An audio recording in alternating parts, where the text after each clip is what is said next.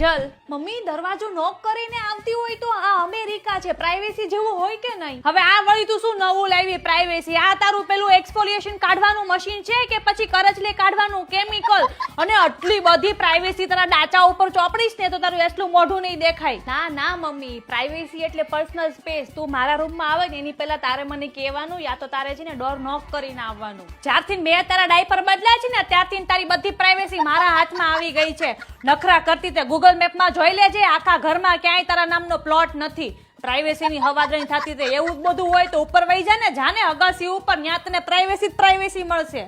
અલી દરવાજો કેમ બંધ કર્યો છે? ખોલતો તું શું કરે છો? કઈ ખોટું કામ તો નથી કરતી ને? ડ્રગ્સ કરે છો કે પછી વેપિંગ કરે છો? સાચું બોલ, કે પછી ટિન્ડર ના એપ ની રવાડે ચડી ગઈ છો? ખોલતો તું, તાર પપ્પાને હમણાં બોલાવું. જો તું શું છે મમ્મી, હું છે ને મેડિટેશન કરતી હતી. હા તો દરવાજો ખુલ્લો રાખીશ ને તો ભગવાન આવશે ને તને પોઝિટિવ એનર્જી આપશે, નકર તો યુ ટર્ન લઈને છે ને પાડોશીના ઘરે વહી જશે. તારી પ્રાઇવેસી એ તો છે ને બાવા કર્યા છે.